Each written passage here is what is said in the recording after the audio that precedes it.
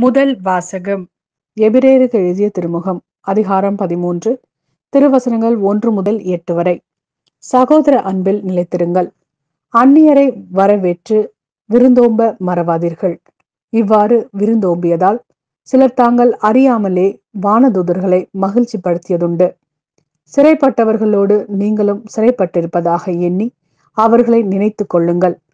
துன்புறக்கூடிய உடல் உங்களுக்கும் உள்ளதால் துன்புறுத்தப்படுபவர்களை மறவாதீர்கள். திருமணத்தை அனைவரும் உயர்வாக மதியுங்கள். மணவரை படுக்கை மாசுறாமல் இருக்கட்டும். காமுகரும் விபச்சாரத்தில் ஈடுபடுவோரும் கடவுளின் தீர்ப்புக்கு ஆளாவர். பொருளாசையை விலக்கி வாழுங்கள். உள்ளதே போதும் என்றிருங்கள். ஏனெனில் நான் ஒருபோதும் உன்னை கைவிட மாட்டேன், உன்னை விட்டு விலக மாட்டேன் என்று கடவுளே கூறியிருக்கிறார். இதனால் நாம் துணிவோடு, ஆண்டவரே எனக்கு துணை, நான் அஞ்ச மாட்டேன், மனிதர் எனக்கு எதிராக என்ன செய்ய முடியும் என்று கூறலாம். உங்களுக்கு கடவுளின் வார்த்தையை எடுத்து சொன்ன உங்கள் தலைவர்களை நினைவு கூறுங்கள். அவர்களது வாழ்வின் நிறைவை எண்ணி பார்த்து நீங்களும் அவர்களைப் போல நம்பிக்கை உடையவர்களாய் இருங்கள். இயேசு கிறிஸ்து நேற்று, இன்றும், என்றுமே மாறாதவர். இது ஆண்டவரின் அருள்வாக்கு. இறைவா, உமக்கு நன்றி. மார்க் எழுதிய நற்செய்தி, அதிகாரம் 6, திருவசனங்கள் 14 முதல் 29 வரை. இயேசுவின் பெயர் எங்கும் பரவியது. ஏரோது அரசனும் அவரை பற்றி கேள்வியுற்றான். சிலர் இருந்த திருமுழுக்கு யோவான் உயிருடன் எழுப்பப்பட்டு விட்டார், இதனால்தான் இந்த வல்ல செயல்கள் இவரால் ஆற்றப்படுகின்றன என்றனர். வேறு சிலர் இவர் எலியா என்றனர். மற்றும் சிலர் ஏனைய இறைவாக்கினரை போல் இவரும் ஒரு இறைவாக்கினரே என்றனர். இதை கேட்ட ஏரோது, இவர் யோவானே, அவர் தலையை நான் வெட்ட செய்தேன், ஆனால் அவர் உயிருடன் எழுப்பப்பட்டு விட்டார் என்று கூறினான். இதே ஏரோது தன் சகோதரரான பிலிப்பின் மனைவி ஏரோதியாவை மனைவியாக்கி கொண்டிருந்தான். அவள் பொருட்டு ஆள் அனுப்பி யோவானை பிடித்து கட்டி சிறையில் அடைத்திருந்தான்.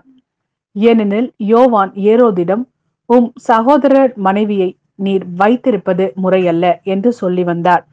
அப்பொழுது ஏரோதியா அவர் மீது காழ்ப்புணர்வு கொண்டு அவரை கொலை செய்ய விரும்பினாள். ஆனால் அவளால் இயலவில்லை. ஏனெனில் யோவான் நேர்மையும் தூய்மையும் உள்ளவர் என்பதை ஏரோது அறிந்து அஞ்சி அவருக்கு பாதுகாப்பு அளித்து வந்தான். அவர் சொல்லை கேட்டு மிக குழப்பமுற்ற போதிலும் அவருக்கு மனமுவந்து செவிசாய்த்தான். ஒரு நாள் ஏரோதியாவுக்கு நல்ல வாய்ப்பு ஒன்று கிடைத்தது. ஏரோது தன் பிறந்த நாளில் அரசவையினருக்கும் ஆயிரத்தவ தலைவர்களுக்கும் கலிலேய முதன்மை குடிமக்களுக்கும் ஒரு விருந்து படைத்தான். அப்போது ஏரோதியாவின் மகள் உள்ளே வந்து நடனமாடி ஏரோதையும் விருந்தினரையும் அகமகிழ செய்தாள்.